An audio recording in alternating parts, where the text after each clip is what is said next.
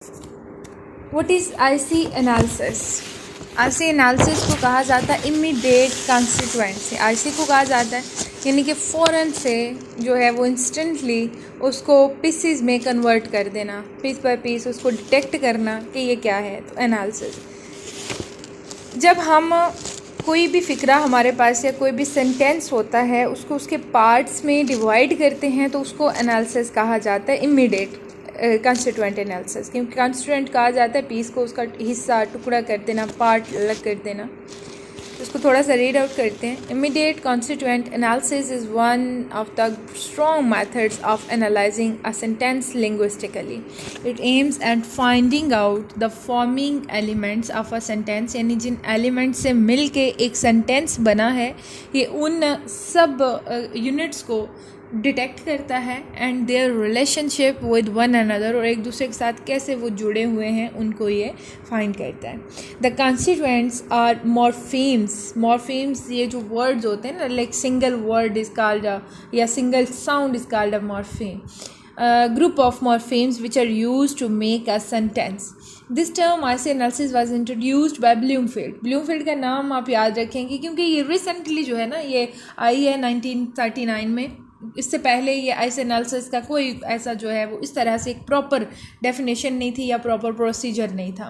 वो explain the way in which is it was possible to take a sentence, like एक उन्होंने दे दिया हुआ है आपको sentence, poor John run away, and split it यानी इसको डिवाइड कर दिया, अलग कर दिया into two immediate constituent, poor John plus run and away, and there after that divide these constituent further, मतलब कि उसको फिर एक एक लफ्ज़ में अब कैसे करना है, यानी ये थ्योरी तो सारी आपने यहाँ पे लिख दी, लेकिन बाद में आप डायग्राम्स देखेंगे ग्रामेटिकली आप इसको कैसे करते हैं। क्योंकि ऐसी एनालिसिस पे अगर आपको टॉपिक आता है तो आपने ऐसे डायग्राम्स बना के, क्योंकि डायग्राम इसमें मस्ट है, वैसे आप इसको डिटेक्ट नहीं कर सकते या सिर्फ थ्योरी में एक्सप्लेन नहीं कर सकते। थ्योरी में बस करेंगे तो वो आपका हाफ पेज का भी नहीं बनेगा।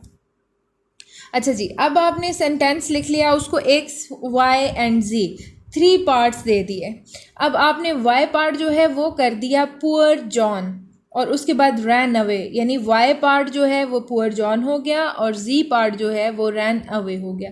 ये आपकी फिगर हो गई, क्योंकि फिगर में ये होता है ना कि आप मुख्तलिफ तरह से उसको डिवाइड जस्ट करना है, कॉन्स्टिट्यूएंट्स में कन्वर्ट करना है इमिडिएटली। ये फिगर 1 हो गई। उसके बाद सेकंड फिगर देखिए, एक्स की जगह पूरा सेंटेंस ले आए हैं, poor John run away, Y की जगह जो है वो पुअर जॉन को ले आया गया, फिर रैन अवे को ले आया गया, फिर क्या हुआ कि पुअर अलग कर दिया, जॉन अलग कर दिया, रैन और अवे जो है वो अलग कर दिया। ये सेकंड डायग्राम हो गई। अब इसमें आगे फर्दर क्या करना होता है, क्योंकि इसमें देखना है नाउन क्या है, प्रोनाउन क्या है, इसमें कौन सा जो है वो एडजेक्टिव यूज़ किया जा रहा है, एक्सेट्रा सारा कुछ, लेकिन वो तब होता है जब हम इसको कॉन्स्टिट्यूएंट्स में कन्वर्ट करते हैं। उसके बाद नेक्स्ट डायग्राम देखिए कि उसमें सब्जेक्ट और प्रेडिकेट को मेंशन किया गया है। सब्जेक्ट क्या होता है? नाउन जो होता है आपके सेंटेंस में it's called subject and the remaining part is called predicate. Remaining part यानी सब्जेक्ट को सिर्फ अलग कर लें, बाकी नेक्स्ट में अगर दोबारा से सब्जेक्ट भी आ रहा है, जो कुछ भी आ रहा है वो प्रेडिकेट ही कहलाएगा। अब इसमें क्या किया आपने कि उसको फर्दर डिवाइड किया, यानी सब्जेक्ट और प्रेडिकेट ये अलग कर दिया है। अब आगे पुअर जो है ये क्या है, क्योंकि ये एडजेक्टिव है। एडजेक्टिव में क्या होता है, कोई ना कोई क्वालिटी या डिसक्वालिटी का जिक्र होता है। तो पुअर जो है यानी कि वो एक कह लेंगे डिसेबिलिटी में आ गया, पुअर गुर्बत है, तो एज एन एडजेक्टिव ये काम कर रहा है। हमने एडजेक्टिव को अलग कर लिया। देन जॉन है, जॉन इज कॉल्ड नाउन क्योंकि ये नाउन ही है। तो असल में ये जो आगे आपने ट्री डायग्राम में करना है ना, वो भी कुछ इस तरह से ही है कि आपने इसको फर्दर जो है वो स्टेप बाय स्टेप अलग अलग करते जाना है। लेकिन उसमें स्ट्रक्चर जो है वो थोड़ा सा और इस तरह से बनता है कि उसमें नाउन फ्रेज और वर्ब फ्रेज आप लगा लेते हैं। समझ लें कि सब्जेक्ट और प्रेडिकेट को नाउन फ्रेज और वर्ब फ्रेज का नाम दे दिया। नाउन फ्रेज में आपने नाउन को अलग कर लिया और वर्ब फ्रेज में फिर वो काफ़ी थोड़ा, क्योंकि प्रेडिकेट जो है वो थोड़ा लेंथी होता है, तो 1 बाय 1 उसमें देखा आपने एडजेक्टिव क्या है, प्रपोजिशन क्या है, तो वो सारी जो है ऑक्सिलरीज क्या हैं वो उनको अलग करते गए। उसके बाद नेक्स्ट देखिए इन्होंने क्या किया, ये इसी फिगर को अपोजिट करके लिख दिया।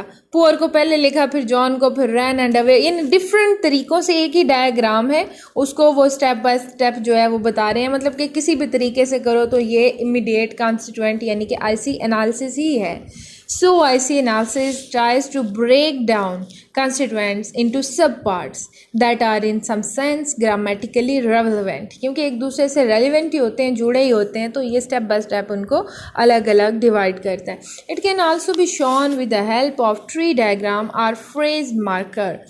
Here is an example to analysis a sentence with the help of phrase marker. अब देखिए, अभी तक जो आपने पढ़ा था वो IC analysis का स्ट्रक्चर है, लेकिन आगे देखेंगे आप कि वहाँ पे फ्रेज मार्कर या ट्री डायग्रामेटिकली यूज़ किया गया, वो स्ट्रक्चर जो है वो और तरह का है.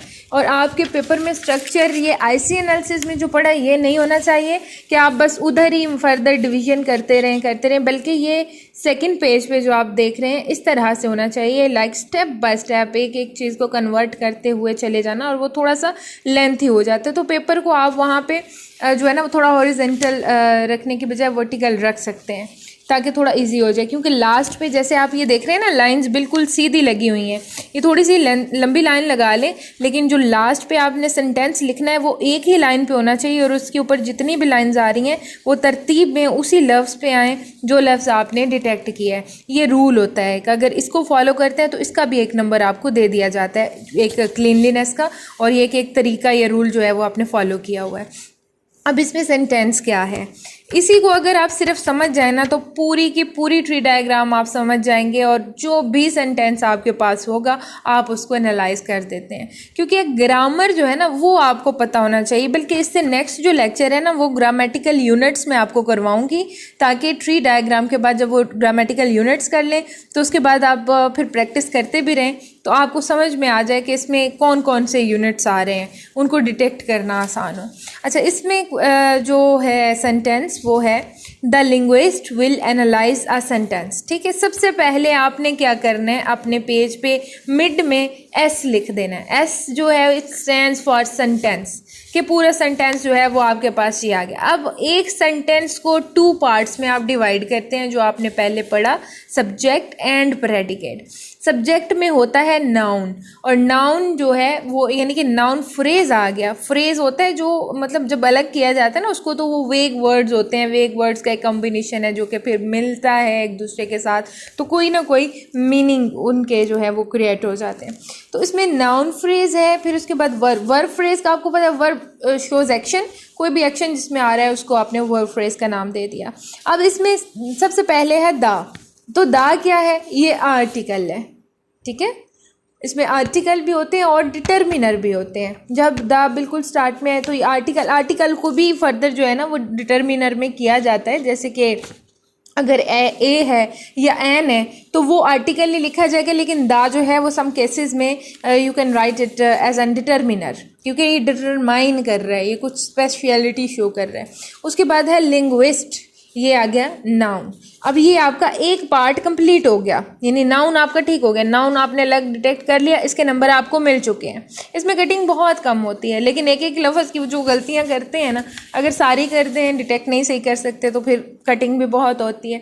अब आपने वर्ब फ्रेज को अलग कर लिया, तो वर्ब से पहले जो है वो क्या आ रहा है, विल. तो विल क्या है, ये ऑक्सिलरी है. तो आपने इसको ये क्या किया कि नाउन वर्ब फ्रेज है, तो वर्ब में आपने ये नीचे एक ये थोड़ी सी यहाँ पे एक मिस्टेक है, ये वर्ब और नाउन फ्रेज लिख दिया गया है. आपने ये करना है कि वर्ब की जगह जो है वो ऑक्सिलरी ही मेंशन करना है. Auxiliary means helping verb, will कर देना है. उसके बाद आपने नाउन फ्रेज कर देना है, क्योंकि अगर आपने देखा कि बाकी सेंटेंस में दोबारा से नाउन मौजूद है तो आपने असल में वो पहले लफ्ज़ को देखना होता है. अगर वो प्रेपोजिशन है तो बाकी सारे को आप लिख देंगे प्रेपोजिशनल फ्रेज, अगर वो नाउन है तो उसको लिख देंगे नाउन फ्रेज. इस तरह से चलना होता है. लेकिन ऑक्सिलरी को आप ऑक्सिलरी फ्रेज नहीं कह सकते, अगर आपके पास फर्स्ट में आ रही है, या डिटर्मिनर या आर्टिकल फ्रेज, ये नहीं लिख सकते. उसके बाद आपने जो है वो निकाला एनालाइज, मेकर वर्ब आ गया. इसको सिर्फ वर्ब भी लिख सकते हैं, क्योंकि मेकर वर्ब मीन्स के वर्ब के साथ मिलके ये एक्शन कर रहा है, वर्ब में मीनिंग दे रहा है, इसलिए लिखते हैं. लेकिन जस्ट वी से भी शो कर दे देन इट्स ओके, वो भी ठीक है. उसके बाद दोबारा से है आर्टिकल ए. उसके बाद है एन यानी नाउन. Noun mean sentence. तो ये आपने क्या किया, ये आपने 1 बाय 1 हर एक लफ्ज़ को जो है वो उसके सब कॉन्स्टिट्यूएंट में कन्वर्ट कर दिया. तो it is your tree diagram. नीचे जो है वो थ्योरी थोड़ी सी लिख दें तो भी ठीक है, ना लिखें पेपर में तो भी ठीक है। तो यहाँ पे उन्होंने लिख दिया noun phrase plus verb phrase shows the initial string, और उसके बाद जो है वो इमीडिएट कॉन्स्टिट्यूएंट का बता दिया कि it's very helpful method to analyse the constituents of a sentence immediately. अब यहाँ पे देखें, अगर कोई आपका क्वेश्चन है तो वो आप पूछ सकते हैं।